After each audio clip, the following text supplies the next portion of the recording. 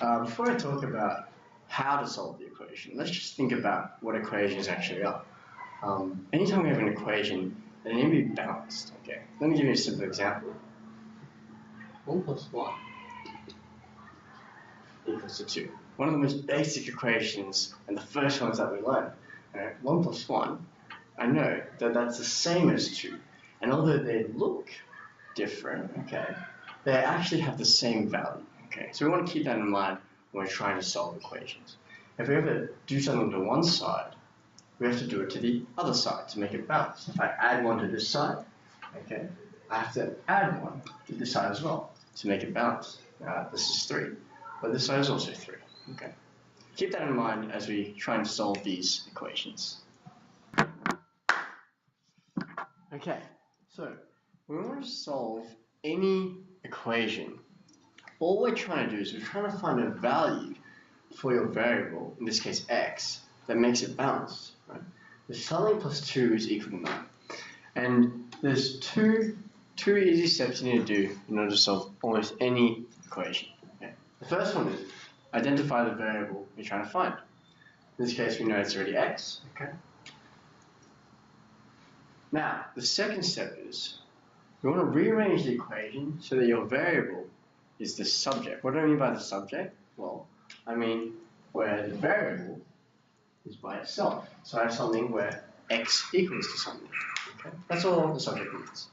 And the way we do that is we use our mathematical operations: addition, subtraction, multiplication, and division. Okay?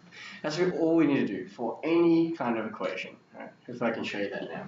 So in this case, all we've got is x plus 2 equals to 9. So remember, the goal is to get x by itself. So how can I get rid of this 2 on the left-hand side? Well, I can use subtraction operation, because if I subtract 2 from both sides, okay, I'll subtract 2 from both sides, I'll just get left with, well, 2 minus 2 is just 0, and 9 minus 2, that's just 7. So I've got my goal. I know that x is just equal to 7. Okay. Same idea. Even though when we have fractions or something like this, okay, all we have to think about is how can I get x by itself? How can I get x by itself? Okay, how can I get x by itself?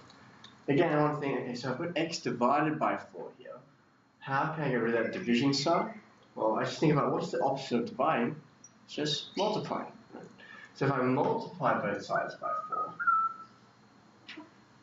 okay, and if something divided by 4 multiply 4 again is just what's on the numerator, which is just x. Okay, and on the right hand side, if I do 7 multiplied by 4, I get left with 28. Okay.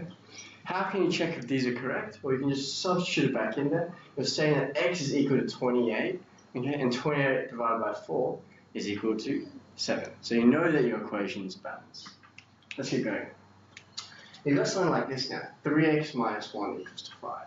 Okay, and this is going to involve a few more steps, because although we have something else in our variable, we also have a coefficient. It's a number in front of our variable. Okay, so what we want to do next is we want to realize, hang on, okay, let's group all the numbers on one side first. So if I add 1 to both sides, then I can group the numbers together. So if I add 1 to this side, minus 1 plus 1 is just 0, 5 plus 1 is just 6. And then you think, okay, how can I get x by itself? Well, I've got 3 multiplied by x. Okay, so if I just divide both sides by 3, or 3x divided by 3 is just x, and 6 divided by 3 is just 2. Okay? And it's no different no matter how many terms we have. So here we have a lot more terms now, and you might think it's a little trickier, but again, the goal is to get x equals to something. Okay? And so all the steps we're going to do is just to achieve that. My recommendation is when you have an expression where there are variables on both sides, you can see we've got 7x here and 2x over here, you group it to the side where the coefficient is bigger, and that's 7x in this case. And that's because it's going to remove any possibilities of getting negatives, which should make your question solving a bit easier. Okay, so if I want to get 2x to the same side as the 7x, Well, to get rid of the negative 2x on this side, I have to do the opposite. I have to add 2x to both sides. Add 2x to both sides. I get left with 9x plus 15 equals to, remember, minus 2x plus 2x becomes 0. I just get left with minus 3. Okay? And then I say, well, I only want the x on the left-hand side, so I have to get rid of this 15. So I subtract 15 from both sides. Okay? So then I get 9x equals to minus 3 minus 15. Okay? That's just negative 18. Alright, I'm so close, I just need to do one more step. I've got a 9x here, and I want to get to x. So I have to divide by 9. And x would be equal to negative 2. Okay. So keeping that same idea in mind, when you do the one side, you have to do the other side to keep that equation balanced. Okay. Let's do a couple more. Okay. Now something like this, when you see brackets, you might be inclined to expand them. Okay. But it's going to make it a little bit trickier to do. You can actually just do two simple steps to solve something like this. 2 outside of x plus 3.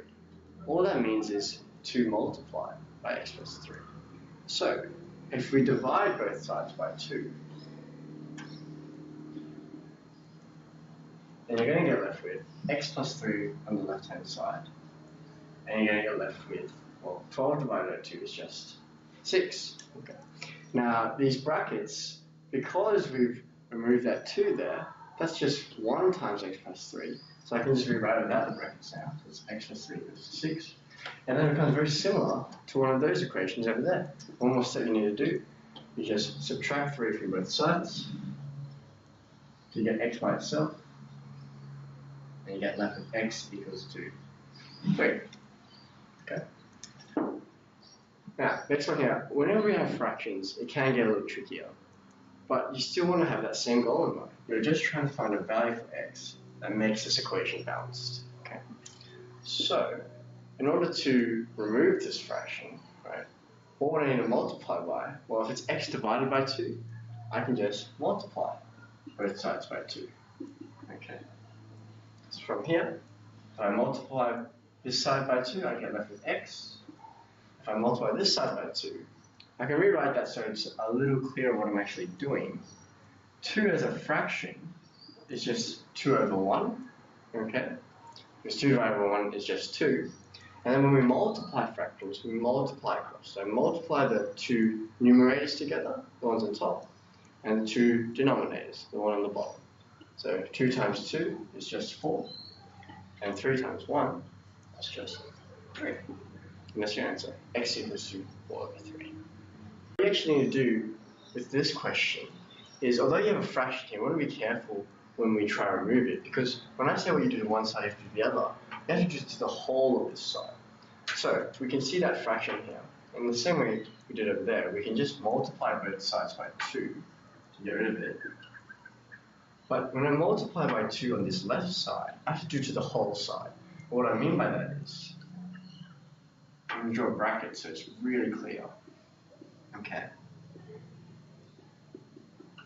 I'm multiplying 2 with this term, so that removes the fraction. But I also have to multiply the 4. Okay, what you do to one side, you have to do the other side. Okay, so I know that that's just going to simplify out to 3x. And 2 times 4, that's just positive 8. And then that's going to equal to 7 times 2, which is 14. And then from there, I can solve like all the other equations I've been doing. I just try and group them together. So 3x would equal to 6. Right? So I subtract 8 from both sides. And then last step, I want to get x by itself, so I divide both sides by 3. Okay.